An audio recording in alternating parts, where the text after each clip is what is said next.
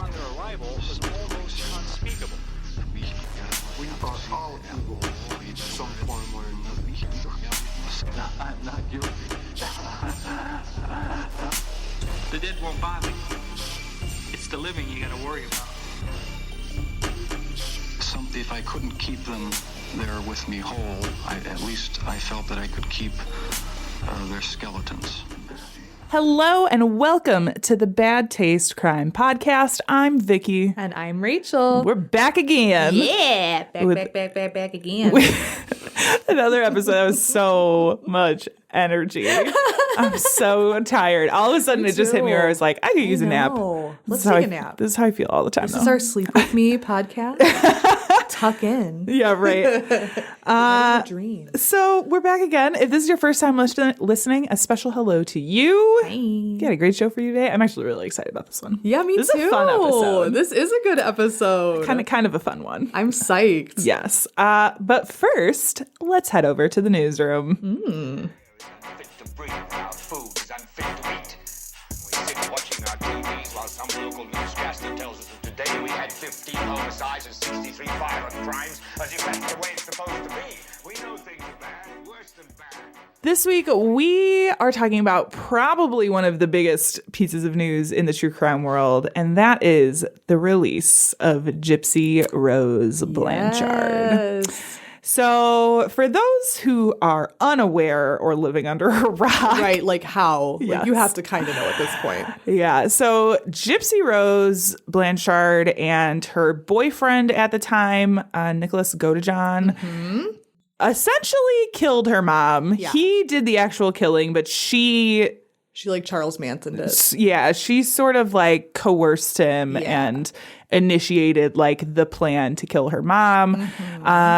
It was revealed that actually Gypsy Rose was a victim of Munchausen by proxy. Her mom had Munchausen by proxy and was lying about all of these illnesses and stuff. She was like in a wheelchair. And she had all of her teeth pulled. Yeah. She had lied to her daughter about her age. She thought that she was much younger than she was. Oh, crazy amounts of abuse. Yeah. So, I mean, clearly there's extenuating circumstances in this case. But nevertheless, her and Gypsy and Nicholas Godejohn were both arrested. She ended up pleading guilty to second-degree murder and was sentenced to 10 years in prison. Yes. And this was in July 2016. Okay.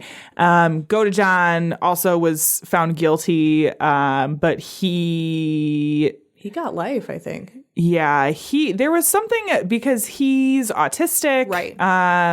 They talk about his IQ being extremely low with and likely had diminished capacity. I can't remember if he let me see. Oh, guilty of first-degree murder and armed criminal action. And he got life. Yeah. In February 2019. Okay, so Gypsy Rose has been released and has become the darling of the internet. Yeah. In a weird way. She's like a TikTok star. I am not a fan of like this fangirling that is happening. I agree. I hope she does well. Right. You know, obviously she was a victim of abuse. She has never really like lived a life that is her own. Right. Really until this point. Exactly. However, you know, she got married while she was in prison. She kind of already has, you know, I think she's living with her dad maybe. She is. Yeah. Who he had nothing to do with the abuse. He really they were didn't divorced see her and much. Yeah. it was a totally separate thing. So I'm curious what she's going to do with her life. I am too. We've kind of talked about this a little bit off the air. Yeah. The fact is like she still was involved in a murder plot against her mom. Yeah. So I feel I get what you're saying in that like we probably shouldn't be glorifying that, and people online are definitely turning her into like a girl boss like type character, and I'm like no. So I have the extreme opinion about her because a lot of people I see online, and I respect everyone's opinion. Just kidding. No, I don't. I don't know why I said that. Why would I lie to you? That's placing a lot of blame on Gypsy and are like, well, she deserved to go to prison.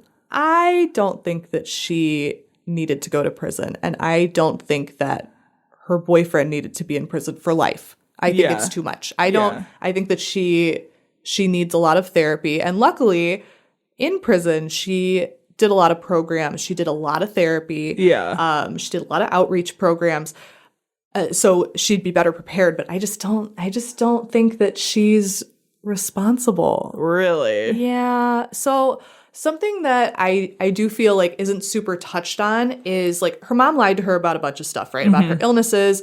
I said earlier she had all her teeth pulled. She would shave her head. She told her she had leukemia. She was also drugging her, giving her. There's a picture online if you guys ever look at crime scene photos of like her medicine cabinet, which is really a closet. Just full of pills. And to this day, she doesn't know what she gave her. Right. But she, her mother also would tell her that the police, would never believe her. She built up, like from a child, the idea that the police were not trustworthy. You can't go to the police. They will never believe you, and she would tell lies. Like, I feel a certain way about the police, but like she was like, they have no accountability at all. And to be told that from such a young age, and I mean, Gypsy got pulled out of normal school. She really didn't have a lot of friends. I feel like she wouldn't know to go to the police because she just didn't have that perspective that some of us have at least a little bit of they're supposed to be there to help you. She also had, I'm trying to think what it was. She had documents signed making her mother, like her mother was like in control of her. Like she was diminished capacity as an adult. Yeah. So it was like a conservatorship. Yes.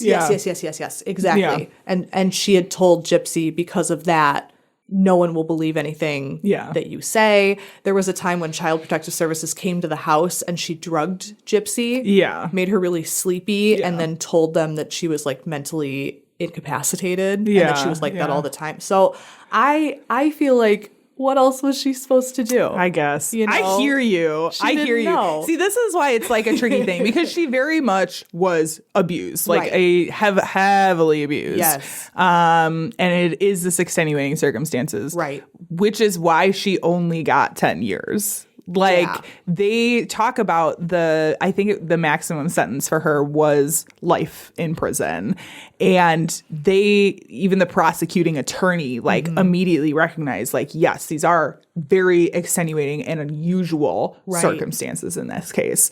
I just don't feel like, for her role, it was appropriate. Okay. An appropriate length. Yeah. But like, I'm also not endorsing murder as a resolution to escaping your abuse. And I understand that. I definitely get that. That's why like the fangirling of her, like, so yes, weird. Queen. I'm like, it's so weird. I mean, you have to, she still showed like some capacity to plan, like the fact that it was planned. No, I'm not saying she's like innocent. Yeah. Like that to me is like enough to show capacity to like know what the fuck is going on and what you're doing and the outcome of it. Like she very much was well aware of like what was going to happen if she carried out all of this and go to John to do what he did. Yeah. That to me is enough to be like, you need to pay. And I think that's a good, I totally get what you're saying. I think I can see from her perspective, like that she really thought there was no way out. But I definitely understand. And the biggest part of why I'm not like more passionate about like she shouldn't have gone to jail is I do think that maybe not fully intentionally, but she did manipulate this boy into doing this for her. Like he did. Yeah. I've seen videos of him. I'm into this case.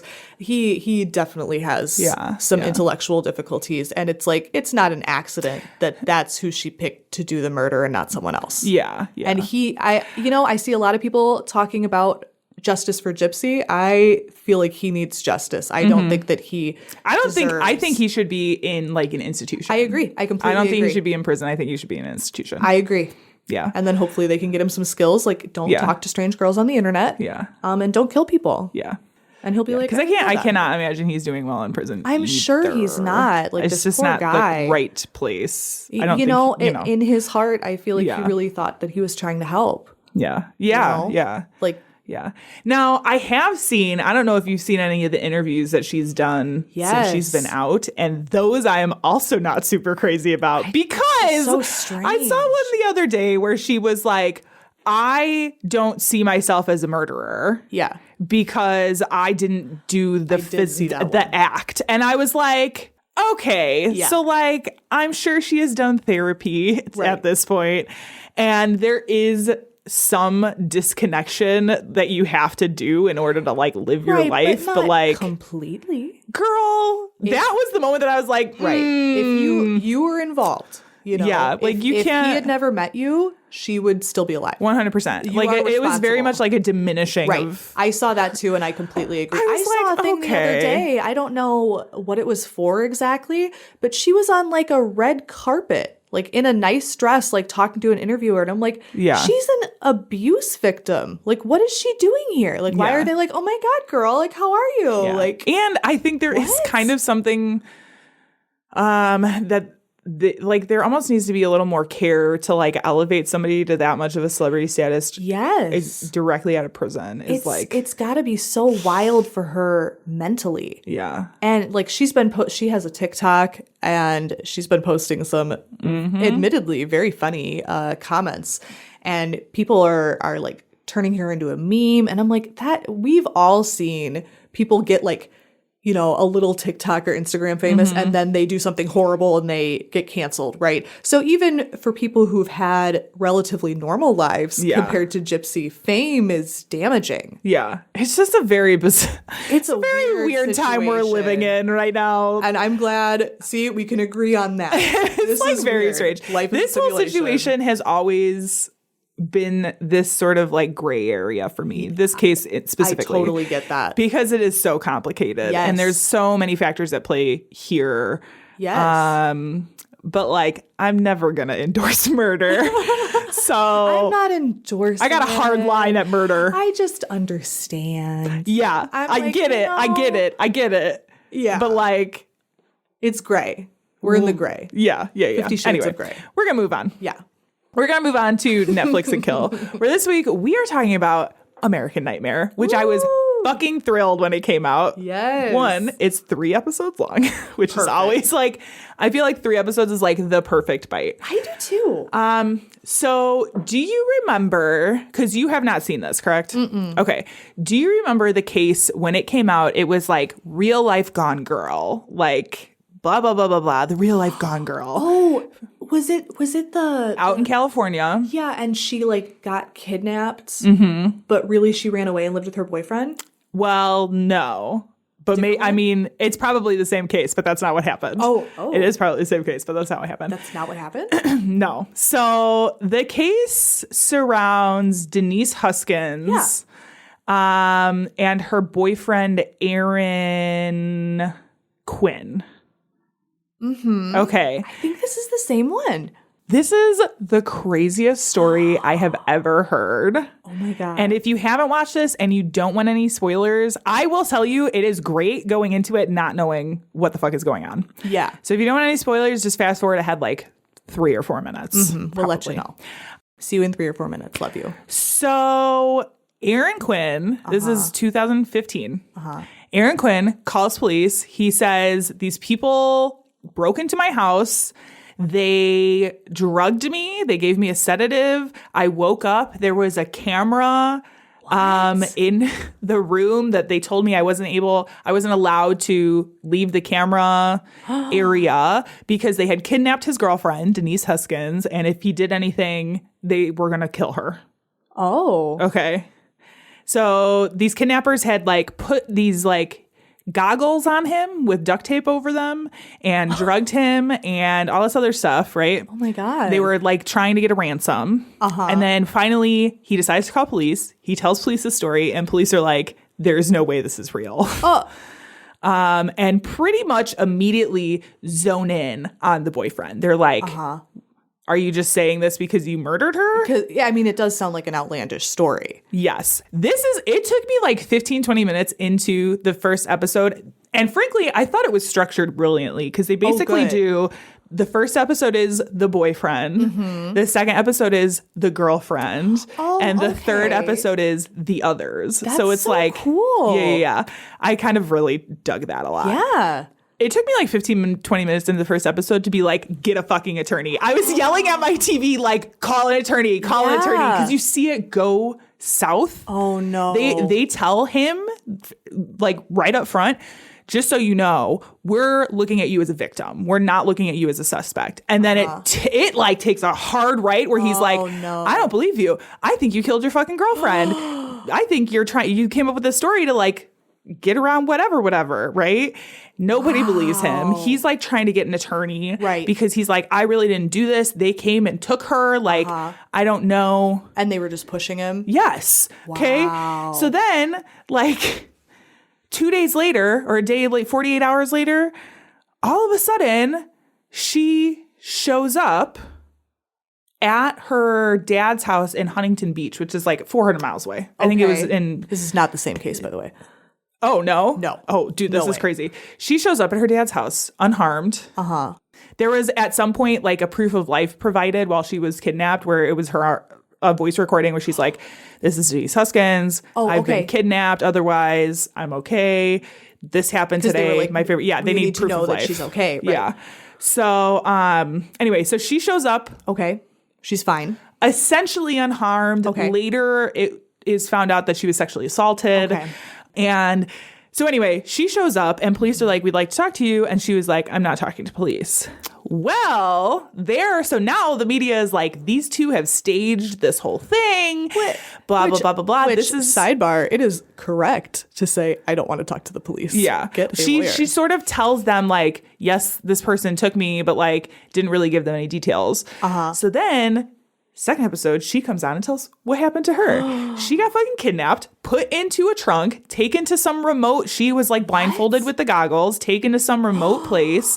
Her story from like when she gets kidnapped at the house essentially matches up with her boyfriend's, right? No way. She gets kidnapped, taken to this place in the woods where she's like in a room.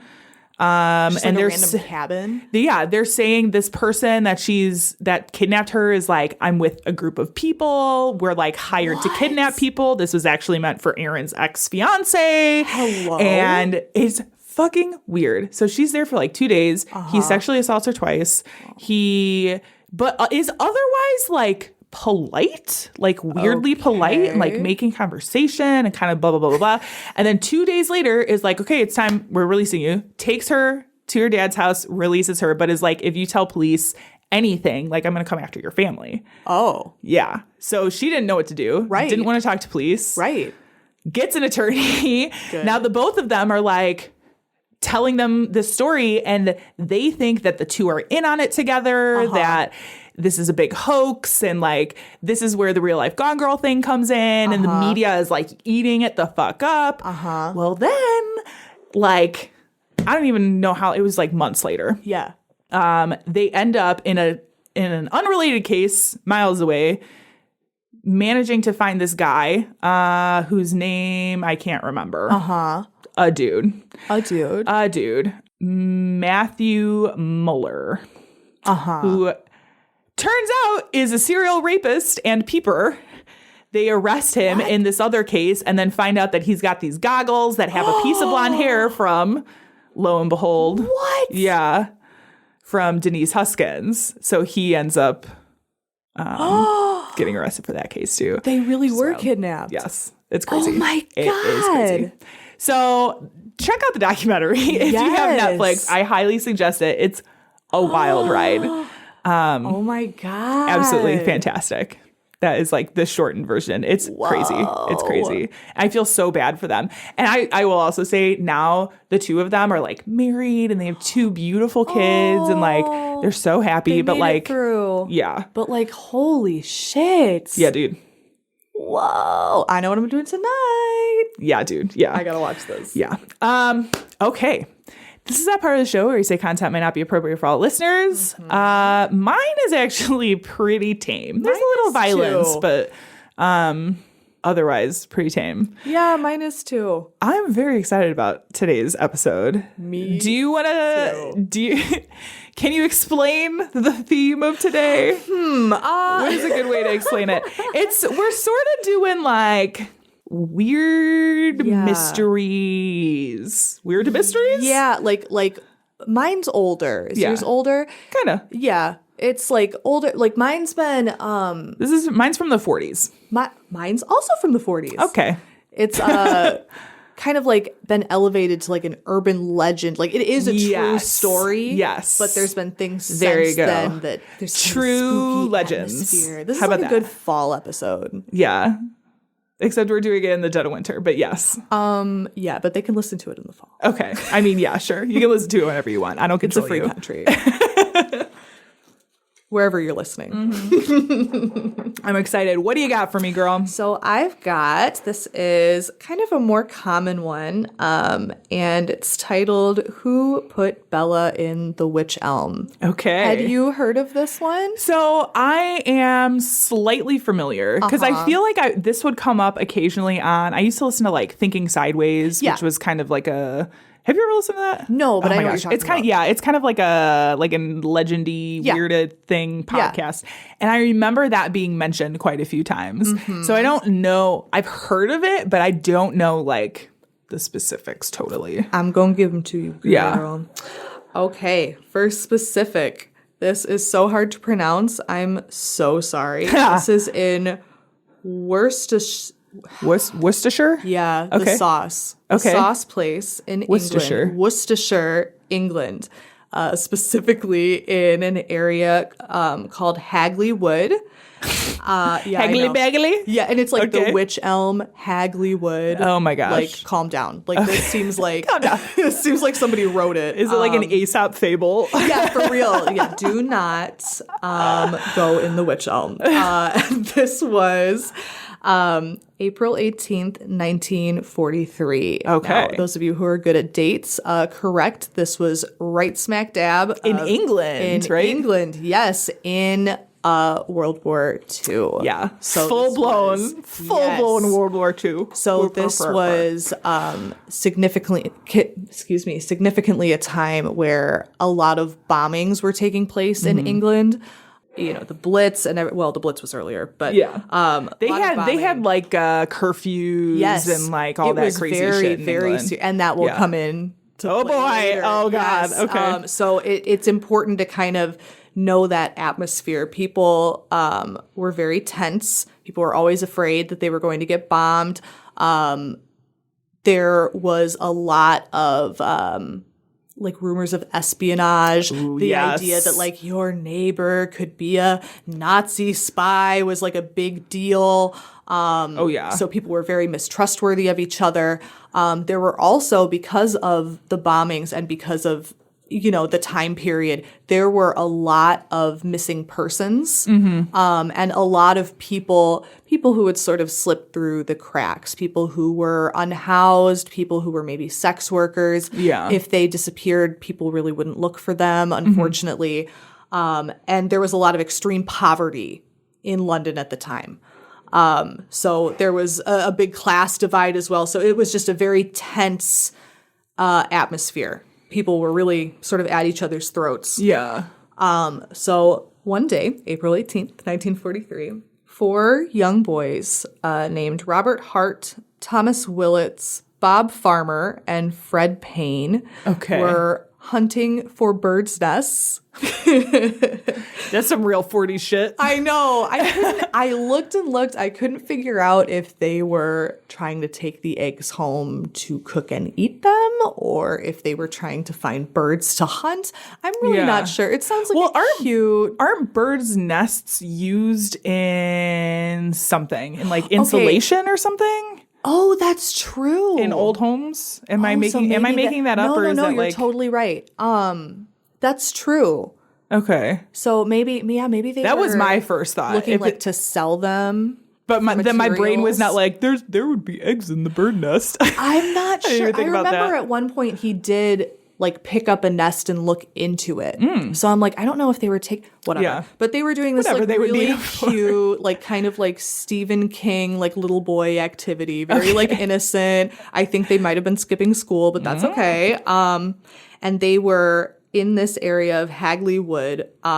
So in England, there are lords and ladies. And Yeah. this guy was a Viscount. Okay. Viscount Cobham, his land in Hagley Wood. So these boys were trespassing, and because they were looking for the birds' eggs, they were technically poaching. Oh, so shit. They were not supposed to be there.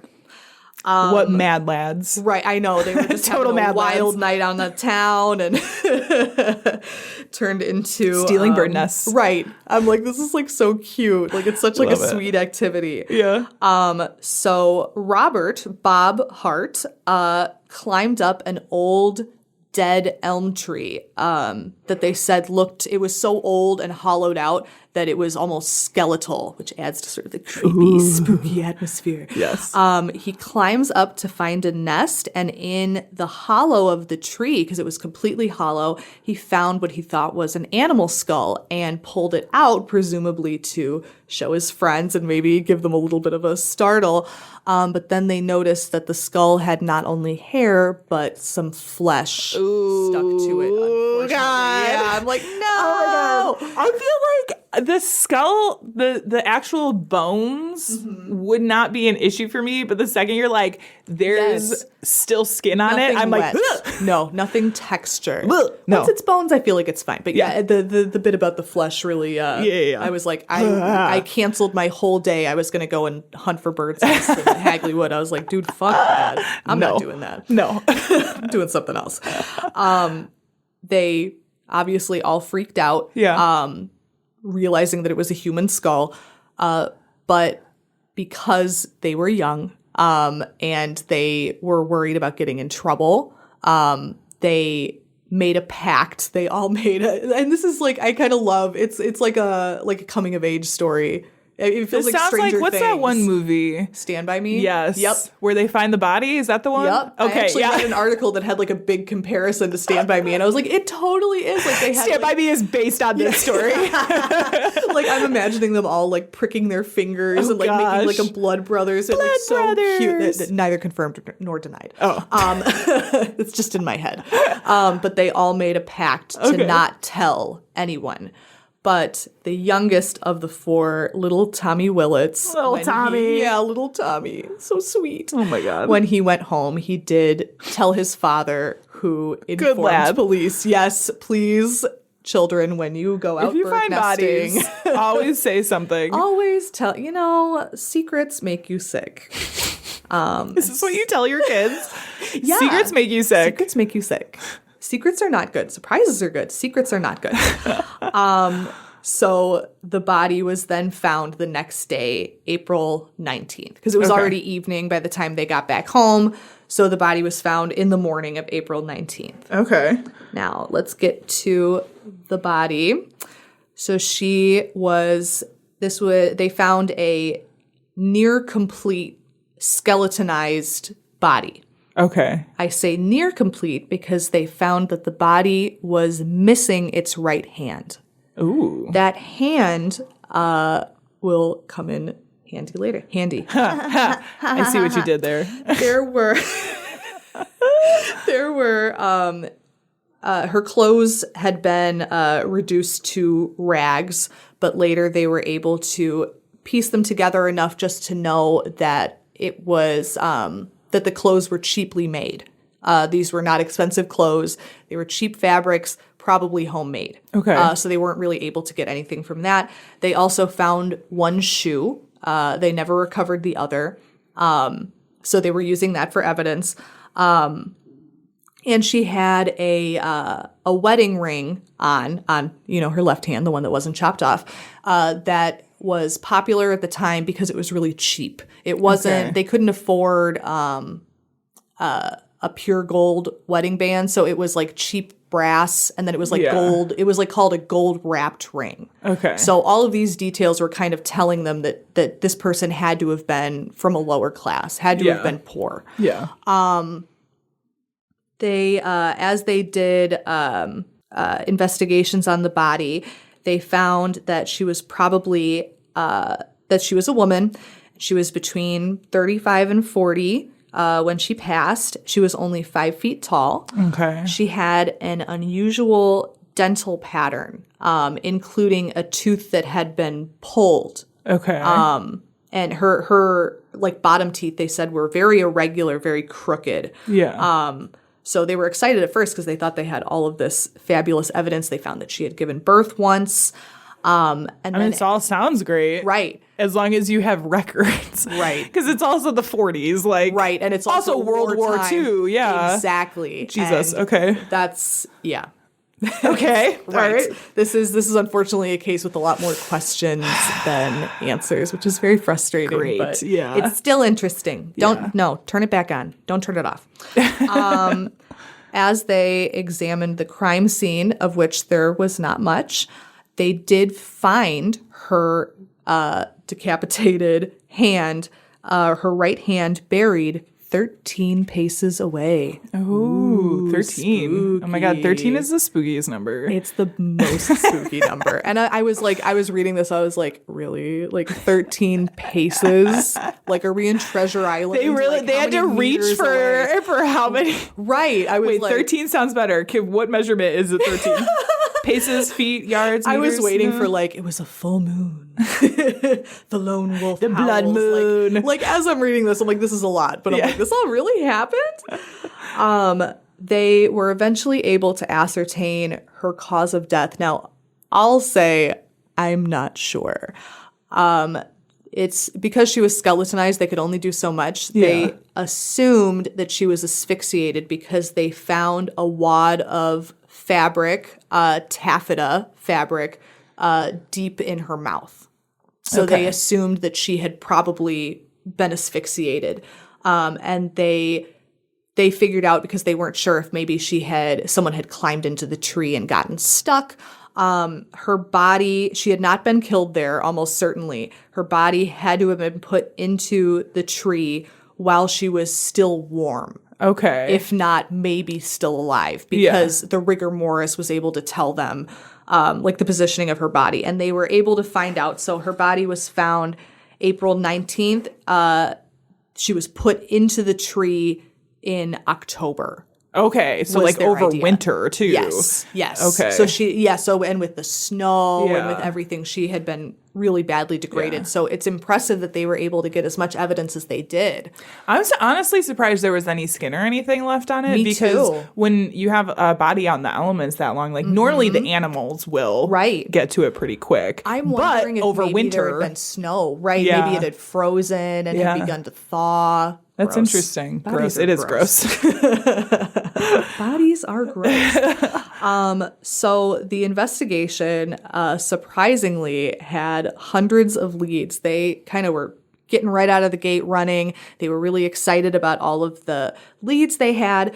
They started with the teeth. Police called every dentist in England and were not able to make any matches. Mm-hmm. It went nowhere. Then they found, I thought this was really impressive for the 40s. So they had one shoe of hers.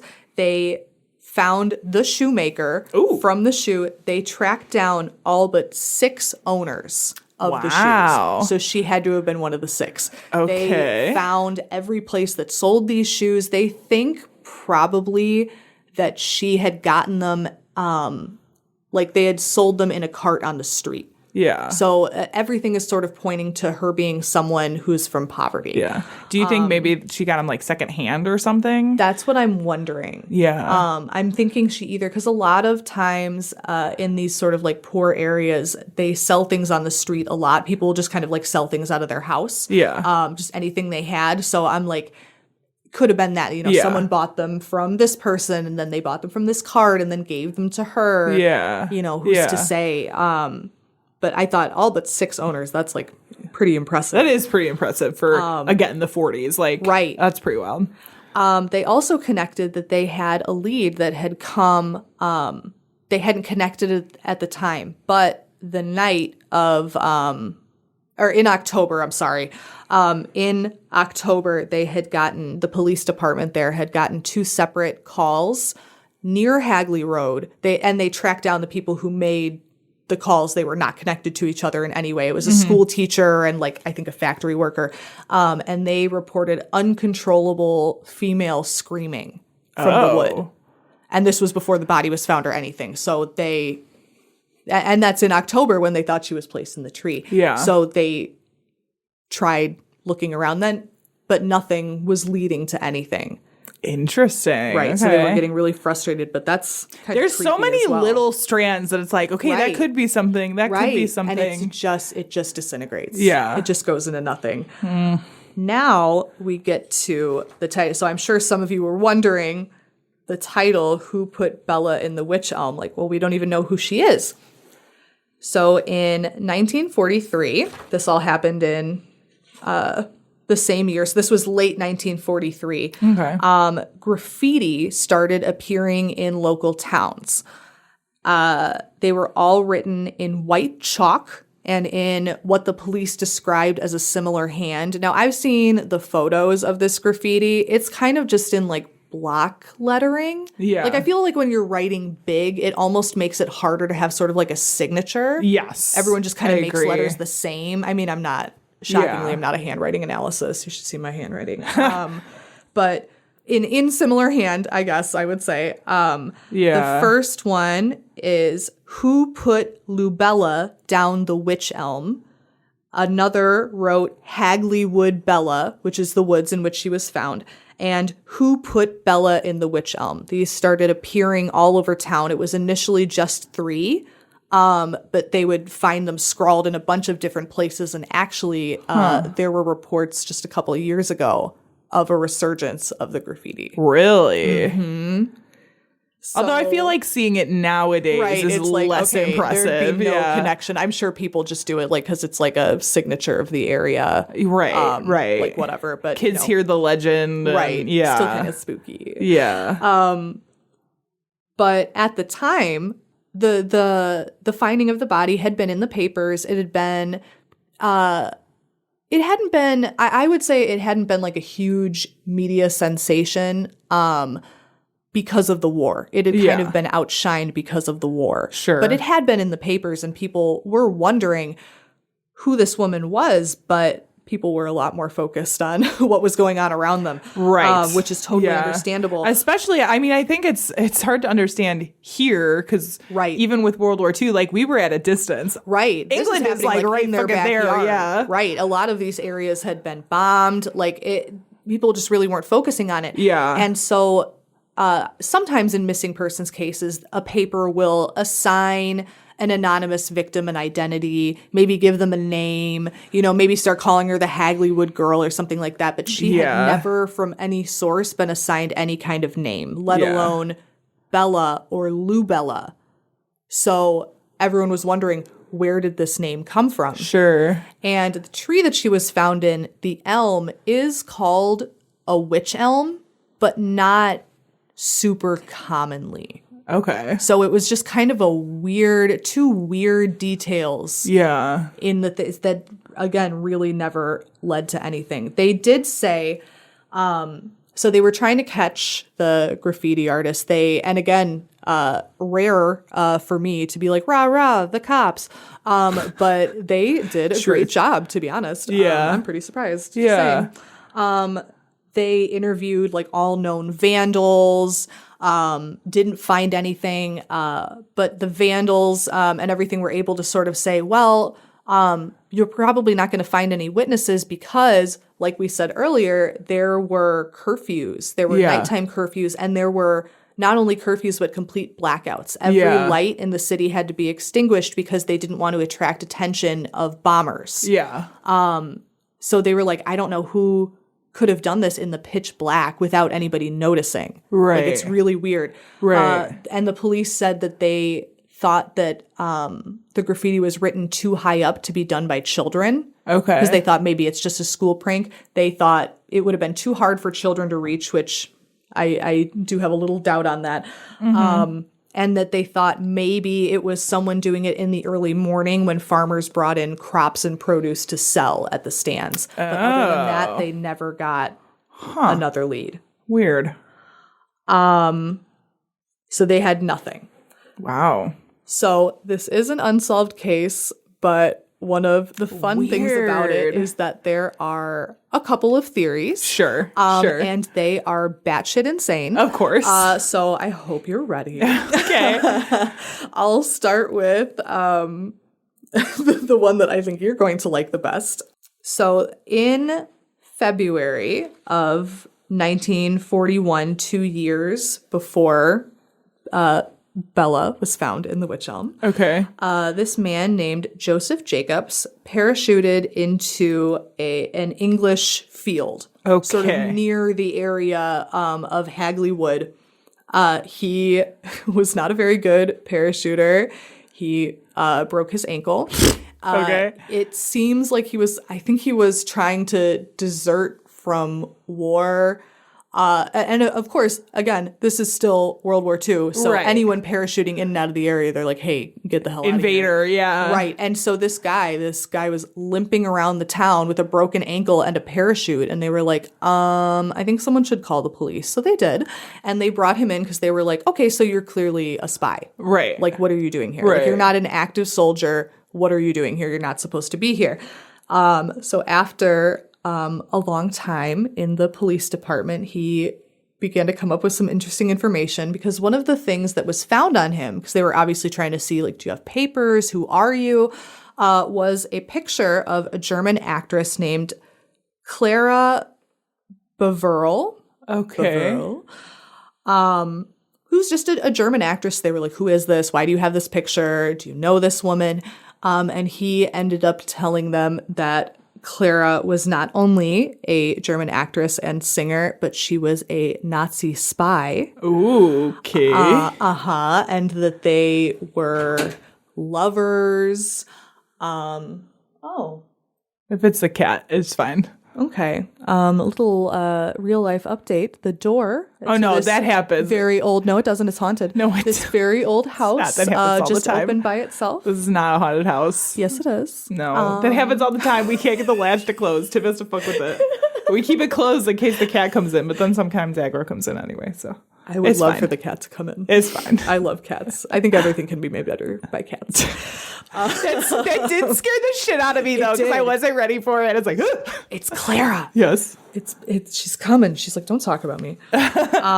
So yeah, Joseph Jacobs in a police interrogation is revealing all of this very tasty information about Clara Baverl being a Nazi spy and that they were both spies together and that they were also lovers. It was this whole like incredible like James Bond story that really painted him as this really super cool spy. But he was full of shit. He was not he was not a spy. He had never met Clara. The picture that he had was one that like a fan Like would taken have. out of a magazine or some shit. Yeah. He had at some point served in the military, had been discharged at some point. I believe he had a drinking problem. He was kind of a he was kind of an interesting deadbeat. character. And Clara, by the way, so they were like, okay, well, let's look into this because maybe a theory came about that he was, because he was obviously a little wacko, that maybe Clara was Bella, because his thing that he put out several stories, but he had said that she would parachute in after him, like they would parachute places together, and one time he'd been with like another lady and she was pissed, so she parachuted in after him. Yeah, he was like writing self fan fiction, whatever. Okay. So they were like, okay, maybe maybe she parachuted into the tree and fell in. Maybe they didn't have any other leads. They were like, yeah, sure. But it was not Clara.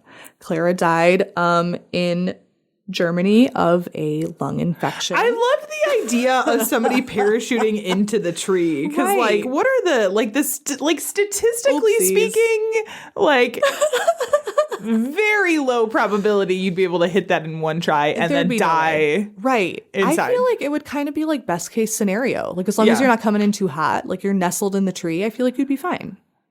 Yeah. Yeah. So then why would they die? Right. In the tree. Maybe she couldn't climb. Whatever. Which you'd think they would Climb. have covered in her spy training, of which there is And also there'd be literally a no parachute evidence. still attached. correct. Oh my god. Also, I said earlier that our body, who I do call Bella from time to time, even though there's never any confirmation that there was or was not her name. Yeah.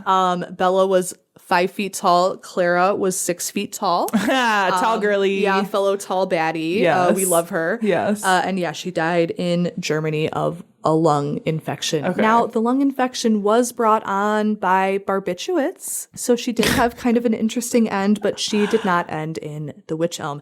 Oh, good. Joseph Jacobs was later convicted of espionage. He was a spy. He was just kind of a shitty one. Oh, okay. He didn't do any of the stuff he said, but he was like Yeah. betraying and Yeah. like passing information, being a dickhead. Yeah. So he later became the last person ever executed at the Tower of London. He was Wow. executed by firing squad. Interesting. Yes. Okay. So okay. another little spooky theory. So that Yeah. was a theory. What was unfortunate was because of the Nazi aspect, it gained a lot of people's attention Yeah. and it wasted a lot of police time. Right. Like it was Right. just it was just a wild goose chase into nowhere. Yeah. So that was unfortunate, but it's just so fun that I Yeah. love to mention it. Yeah, It's yeah. because he's just a whack job. Like, what is your problem, wackadoo. Joseph? Like, get a hobby. Like, stop parachuting places. What are Right. you talking about? This next theory, I love it because it's crazy. When I had first heard about, I heard about this, I've known about the story for a long time, but when I first heard the detail about the severed hand, I was a little kid, listening to this thing going, I know what this is. The podcast host didn't know. So they were like, that's so weird, a random hand. And I'm like, I know what that is because I read occult stuff. So Is that an occult thing? Yes. Okay. So the fact that her hand, they found out that her hand had been severed. They found by the bones, the cuts on the bones or whatever, that it hadn't been like maybe taken apart by animals. Yeah. It had been severed and buried 13 paces from where she was found in the tree. Spoopy. Very scientific Yes. measurement. So to go into sort of the occult side of things a little bit, hands are a big part of a lot of practices. And in fact, this thing that I'm going to talk about goes all the way back to like Mesopotamia. Okay. It's old. And it's called the Hand of Glory. Have you ever heard of this? No. It's like a video game item a lot. Okay. It's like a big thing. It's like in Resident Evil, I think. And I've probably seen something like that, but I Yeah. just didn't, because I didn't know. I didn't It's one of connect those things it to. that's like the Philosopher's Stone. Yeah, where it's right. like, ooh, Yeah. kind of legendy. So a Hand of Glory was supposed to be it's sort of like hands have always been symbolistic in crime for being a thief. Okay. Anything to do with the hands. Yeah. Yeah. A common thing was to cut off your hand if you were a thief. yeah. And in sort of like the witchy side of things, the hand of a thief was a powerful tool in witchcraft. Okay. Thieves would go to their local magic practitioners to have their hands blessed so that they could so they can steal better. right, so they can steal better, Okay. like plus 10 Yeah. Plus 10 attack on stealth. hands. Right, Yeah. exactly. Level up. And if you were able to get the hand of a hanged man from, I guess, grave robbing or Yeah. whatever, you could bring it to your local magic practitioner, and she would bless it, and it would become like a tool, like a talisman for you to carry. Yeah. So if you carried it, it was everything from it would put the people you were robbing into a deep sleep to Interesting. giving you supernatural powers. So it was supposed to be sort of a talisman. Okay. But the fact that her hand was missing, I found that very significant. And as soon as I found out it was buried away from her, I'm like, oh, like this is a hand of glory. So there was actually this, I didn't include too much about this because it's a lot. And I feel like this one's already long. Yeah. But there was an official investigation by a woman who's like an occult theorist. Okay. Who said that like, she gave a lot of information about the Hand of Glory and about the history of it. And she said that, that it was a possible explanation. There was another murder in the same area many years earlier that was a local like crazy guy thought his neighbor was a witch and stabbed him to death with a pitchfork. Oh, geez. Super cute. So they were trying to figure out if the religious fervor in the area made people more suspicious.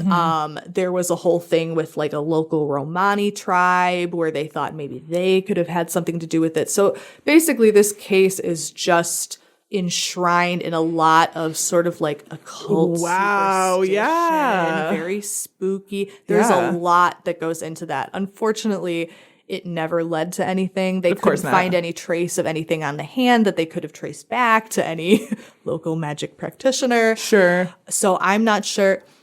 My theory, because of course I have to say, I think most likely she was probably a local sex worker. Yeah. And I think that somebody dumped her in the woods to get rid of her. Now, I did try to look into the gentleman I mentioned earlier, the Viscount Cobham, because he owned the land. Yeah. He's actually his family is pretty well connected. There are still people who are related to him in a lot of Australian politics today. Okay. So I was like, that's interesting. Yeah. Because in England, yeah. I mean, you trip over lords. They're everywhere. So I was Right. like, this guy's still like significant. Yeah. Not the guy. I mean, he's dead, but like Yeah. his family.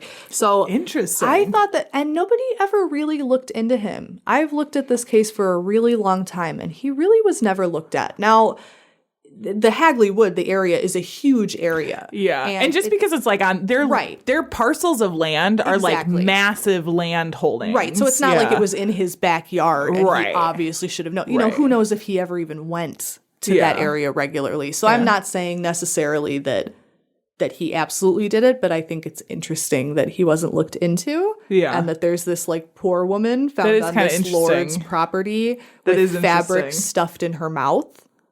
Very weird. They also never found out where the fabric in her mouth came from, which is gross.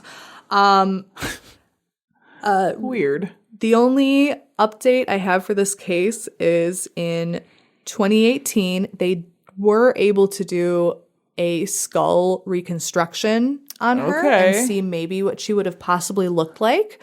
When I post my source notes, one of them has the photo.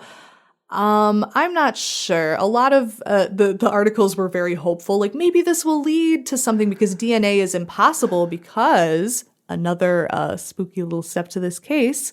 Where's her body? They don't know. It went missing. Uh-oh. Mm-hmm. Yikes. Yeah, so I don't know what's up with that. Yeah. They don't know where it is, and a lot of the evidence that they have is gone. Wow. And it was very, like, in a lot of the things I read, it was kind of like, yeah, we asked them, and they had no comment. So I'm like, where is it? I don't know. That's very suspicious to me. Huh. And it seems like it went missing more recently. Because if it had been missing in, like, the wartime, I kind of would have understood, like, maybe the evidence locker got bombed or something. But when she was trying to get the records to do this skull reconstruction, she had trouble because a lot of it was missing. Yeah. Wow. But, so they do have a face. It's a little bit of an interesting face. Kind of hard, I wish I could have printed it out. No, it's okay. Let me see. A lot of the reports that I read were very hopeful. Like maybe someone will recognize her as someone's great grandmother. It did say that she had given birth once based on her skeletal report, but the face is like kind of rough. I'm not trying to be rude to Miss No. Bella, I know but what you're saying. the expression, like her mouth is open. It's just an odd expression. Well, things are very uneven. It's not it's kind of like I don't know. It's almost like if you put a face in a funhouse mirror. Yeah. A little bit. Yeah, it kind of looks, again, not trying to be rude, but it looks a little sketch. Like Hills Have Eyes. Yes. Little Yes. yeah. That's a very good description. Yeah, for like I it. feel like if she really looked like this in real life, people would have remembered because she looks very distinctive. She Yes. looks like maybe she had some issues, perhaps. Yeah. But so definitely encourage you if you have family in England, any connections to England, check your pictures for this woman because we all want to find out who put Bella in the wych elm. I'm more interested in finding out who she was. That's something that I find very surprising is that no one ever missed her. Nobody ever found her. And so I do hope that one day we'll find out because I remember reading about this in a book at the library at school when I was really little and it's just it's haunted very me ever mysterious. since. The mysterious graffiti. Ooh.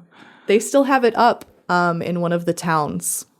Yeah. I mean, it's been reconstructed and everything, and it was even vandalized by a local artist at some point, but it seems like they're kind of keeping the legend alive. So I hope that one day we'll find out and we'll be able to put her to rest. Yeah. But if you put Bella in the wych elm, you have to tell me. Write in and tell me that you did it. Because I want to know.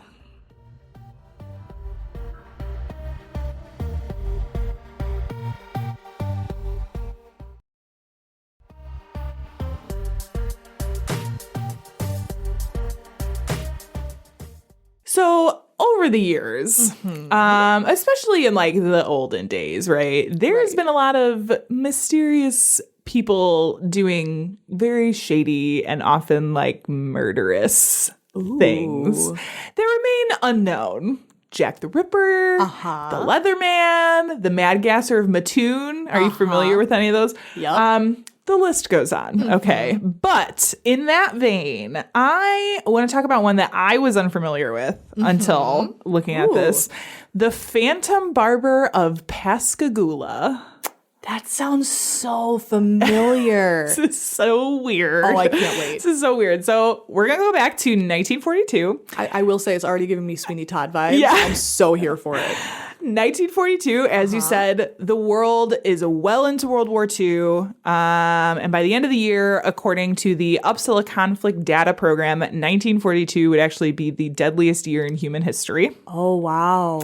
But in Pascagoula, Mississippi, a coastal town which supported the war effort with shipbuilding, they had some bigger concerns a little closer to home. They were concerned with the war effort, but there was some shit going down in Pascagoula. So by the summer of 1942, the town was plagued by a series of mysterious break-ins that shared some very strange qualities. Ooh.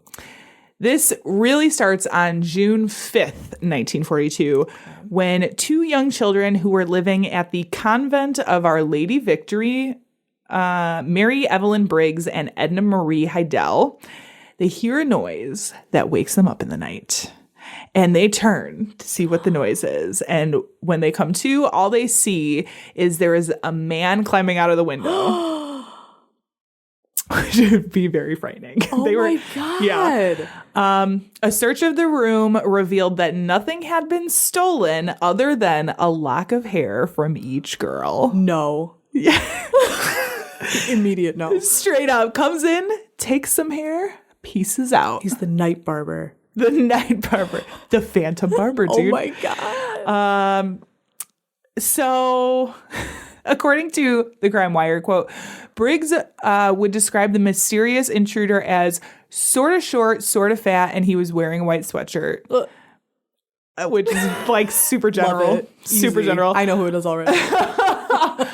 Obviously, this description fails to bring any leads. Shocker. Authorities also brought in bloodhounds in an attempt to pick up on the perpetrator's trail, and they were able to sort of follow it to the edge of a forest. Okay. And they believe that the person who broke in stashed a bicycle there and then made off on the bicycle. Oh, yeah, that makes sense. Which allowed him to kind of a quick getaway. Right. But they without lost the scent trail. Right. They lost the scent trail. Just a few days later, the Phantom Barber makes a second appearance. Ooh, he had a second appointment. Second appointment. He could squeeze you in. This time at the home of 6-year-old twins Carol and David Peaty. Aww. Again, the two children were, Carol was awoken in the middle of the night.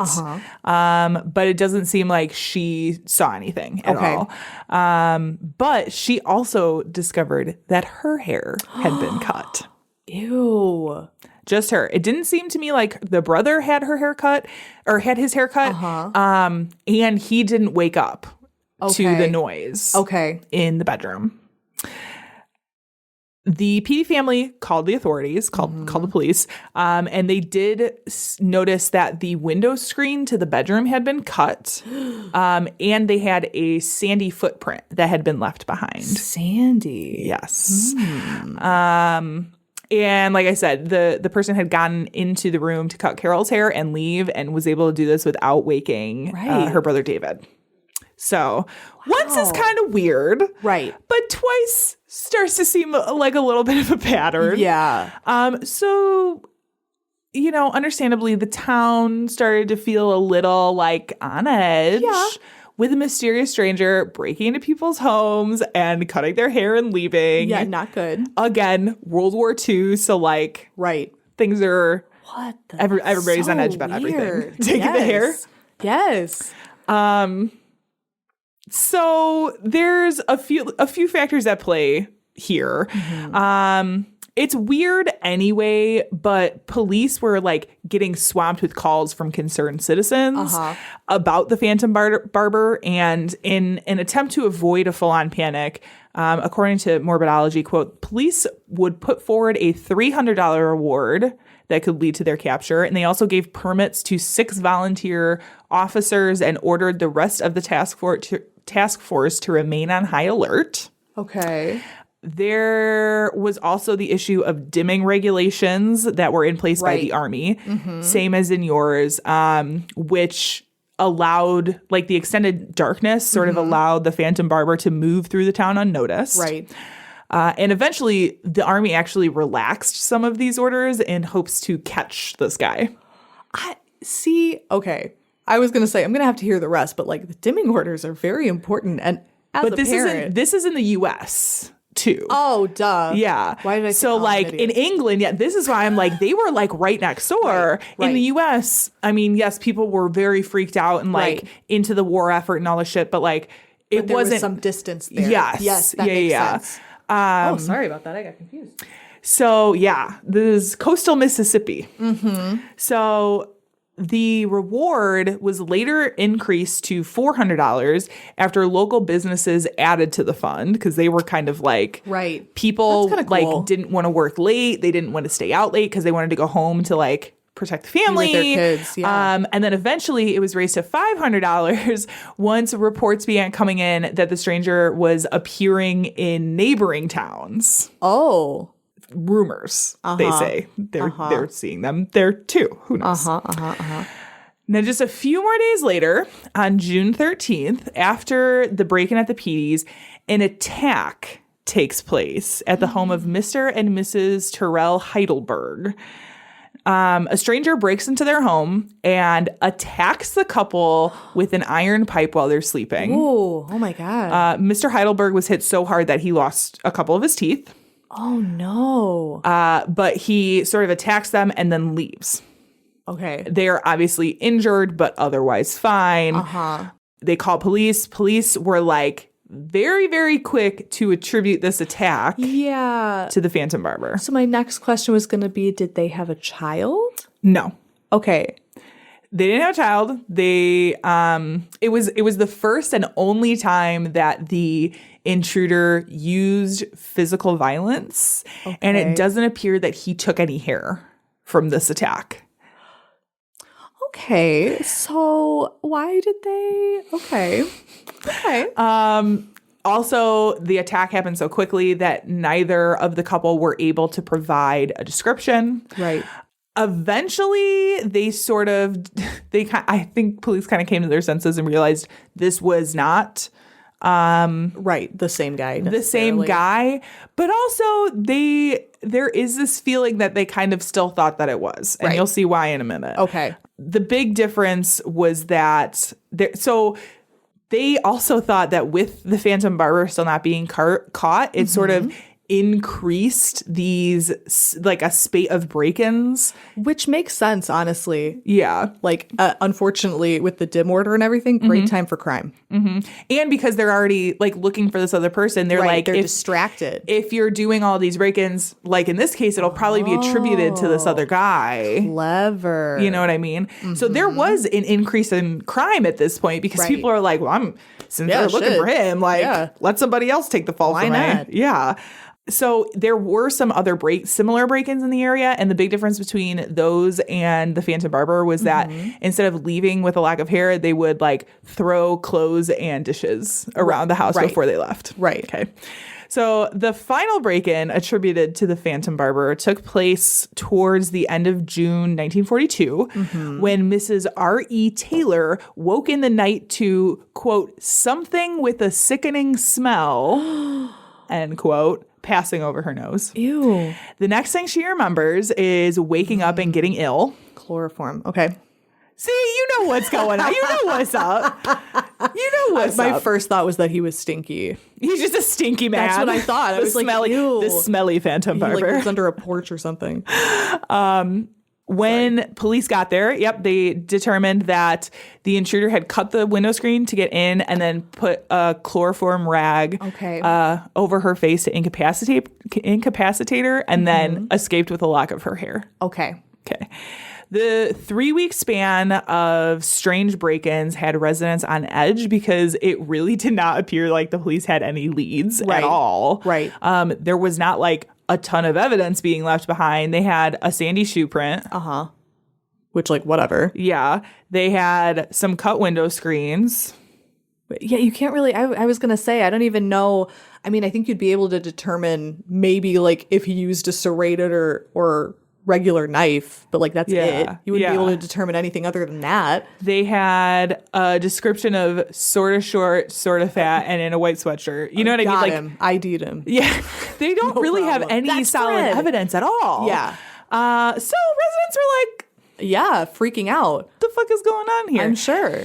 In an interview with Michael Dumas at the Mississippi Press, Sandra Moncrief, who was a child in Pascagoula in 1942, describes what her family was thinking at the time. So she said, quote, "It was pretty frightening," said Sandra Moncrief, who was a young child in Pascagoula during the summer of 1942. "My dad worked at the shipyard, and he made this big old iron billy stick, and they would take turns sitting up around the clock because the story was the Phantom Barber was cutting the hair off of blonde children, and I had blonde hair. That was just a rumor," she said, "but it illustrated the level of unrest the attacks caused throughout the community. Because everybody was so frightened. Being a child of 3 or 4, I really felt that," Moncrief said. End quote. Oh, wow. What a great perspective to have. Like, oh my gosh, I'm sure the energy was crazy. And when you're talking about something, again, this is like kind of the mysterious side of things, right? It is so easy for the rumor mill to, like, get going. Yeah. You know, and for her, she said, "We heard he was cutting blonde kids' hair." Right. Was it true? Probably not. But like, that reminds me of Son of Sam. Yeah. Where women were dyeing their hair when it really had nothing to do with it. Yeah. It was just based on a rumor. It was just coincidence. or what they're putting in the press, or like what, you know. Right. And how easily that can, like, when I watched the Son of Sam thing, it was like hundreds and hundreds of women had gone and changed their hair color. Like, such a big decision for something that was based on nothing. Right. Like, it's so easy. Right. For these rumors to spread when there's really crazy. nothing else to go on. Crazy. Well, people in 1942 didn't have anything better to talk about. Yeah, they didn't have Twitter or whatever. Not like a war or anything, you know.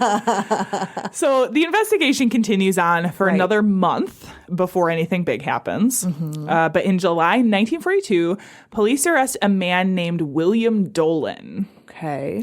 Now, Dolan was a German-born chemist. Okay. Who received his degree in chemistry before coming to the United States. Can you see where this is going?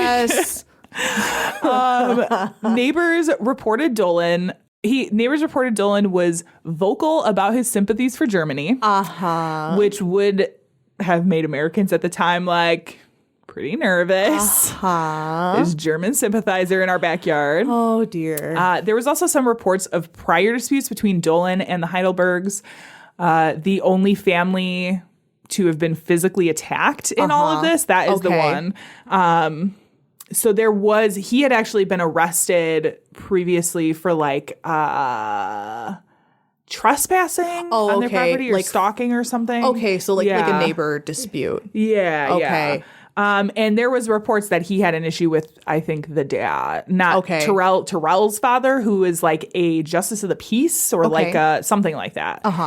Anyway, they were not great. Right. Police claimed that when they went to Dolan's house, they found several locks of hair outside of Dolan's window. Okay. And this was like the final piece that for police was enough to arrest him. They're like, people are saying you're a German sympathizer. And look, there's hair. Yeah, we have these reports that you were in this dispute with them prior. Right. Oh, and what is this hair also? Hair. So they arrested him. Again, from Morbidology, police, quote, theorized that Dolan had committed the Phantom Barber attacks to impair the morale of war workers. Oh, my God. This is the most biased. This is ridiculous. It's pretty wild, right? Yes. So what a witch hunt. I know. Oh my God. Again, like World War II really does play such a huge part in this. Right. Because they're shipbuilding town. Like they're like very hoorah in the war effort. Right. And probably hearing a lot more updates than people in like other places. And this is the South. Like, right. I'm just saying. I'll get it. The Pascagoula community felt a little bit more at ease when Dolan was arrested. I'm sure they did. Believing that what authorities was telling them about the break-ins was correct.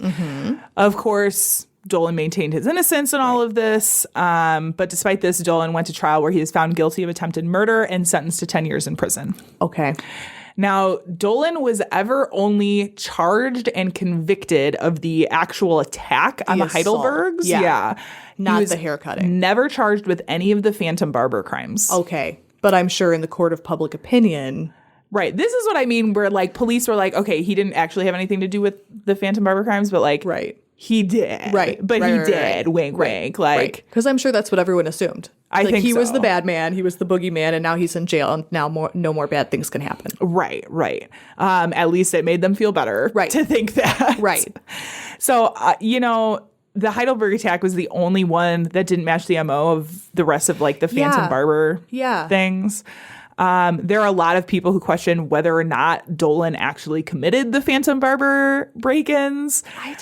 I don't see anything pointing to that. Yeah. To me, it definitely seems like a convenient conviction for police. I think so too. And because you got a panicking town. And were there any more Phantom Barber attacks after that? There were not. Okay.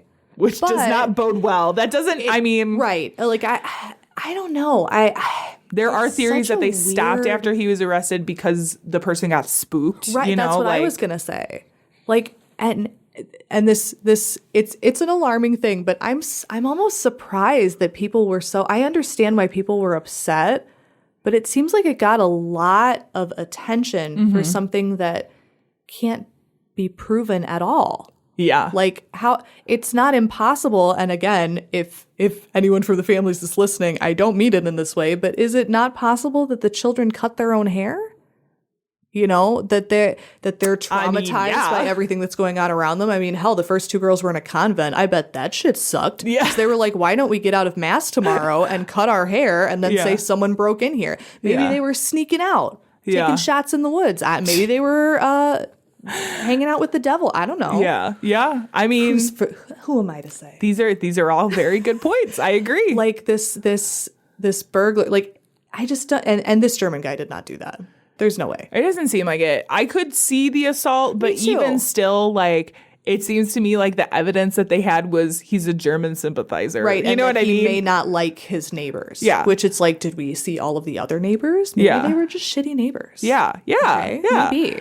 So it's very like... That's spooky. Yeah. 6 years into his 10-year sentence, Mississippi Governor Fielding Wright decided to review the matter. Eventually, asking Dolan to take a lie detector test, which Okay. is something that held a lot more weight in 1942 than it does Right. now. Uh-huh. It was like, lie detector test Yeah. is law. That's it? Yes. But Dolan passed. Oh, good. He did pass. And so after he passed, Governor Wright granted a limited suspended sentence before he was completely set free in 1959. Okay. I'm sorry, 1951. Okay. So he ended up serving 9 of the 10 years, I think. But because Dolan was never actually charged with any of the Phantom Barber crimes, it still remains unsolved to this day. Dang. Yeah, That's yeah. a good one. So- I hadn't heard of that one. I had not heard of that. And I'm going to close with a quote from an article on mental floss by Rob Lamel that I feel like really sums up like the trajectory of this case, right? Good. So, quote, in hindsight, some modern historians wonder if Dolan was guilty of any crime at all. He was arrested at a time when the public was in a state of panic and the police were desperate to close the Phantom Barber cases. It would have been very easy to plant the hair during Dolan's arrest and then tamper with the evidence sent to the FBI for analysis. In addition, Dolan was a known German sympathizer and considered a traitor by many townsfolk. So his arrest for the attack on the Heidelbergs was met with little resistance. Good riddance to bad rubbish, as the old saying goes. Was Dolan the Phantom Barber of Pascagoula or a patsy who took the fall to quell the anxieties of a small town? We may never know for sure. Ooh. Right. Ooh. End quote. Very, very spooky. That was good. It's like, That does kind of like put a bow yeah. on it. I definitely lean more towards like convenient story for the cops. I completely agree. I That's where totally I'm at agree. on it. I think the haircutting thing is just so hard to pinpoint to anything.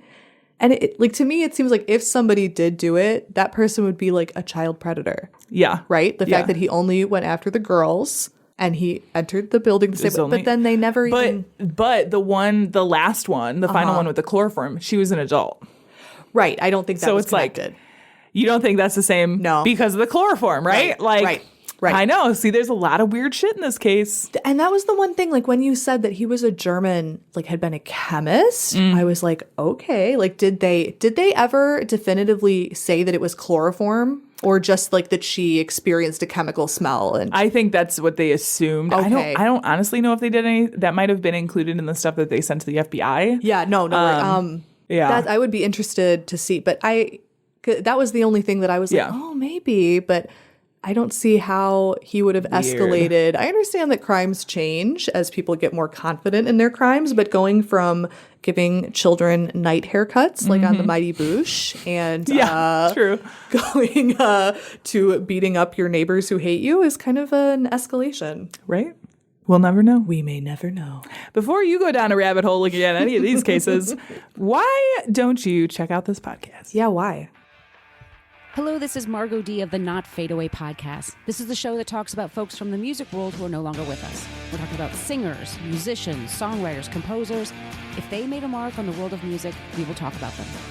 Past and future episodes include Jim Morrison, Aaliyah, John Belushi, Kurt Cobain, Tupac, and Jerry Garcia. You can find us wherever you get your podcasts under the name Not Fade Away Podcast, and follow us on all of our social media channels as well under Not Fade Away Podcast. And if you have any comments or suggestions for future episodes, send an email to notfadeawaypodcast@gmail.com. Hope you check us out. Thanks so much. All right, that has been our episode. Rachel, thank you so much for coming back. Thank you. Honored to be here. I've enjoyed having you on. We may see you in the future. You're not going to see me because this is an audio recording. Oh, yeah, whatever. Okay. Well, now you're definitely not coming back. Wow. You can't Offend see, but I'm me? holding up the middle finger. Banned. Banned for from the life. show. I just like a trap door opens. I just fall. I clip. That's how we do. That's what happened to Janelle. That's why That's she's true. not. That's it. Oh my gosh.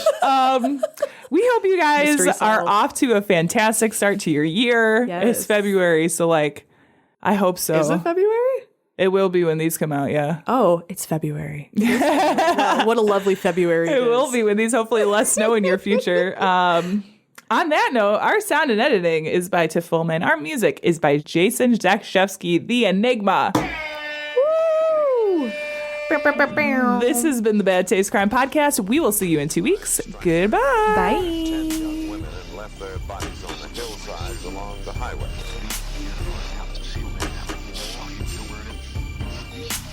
It was as if a wave of evil washed over this town. We are all evil in some form or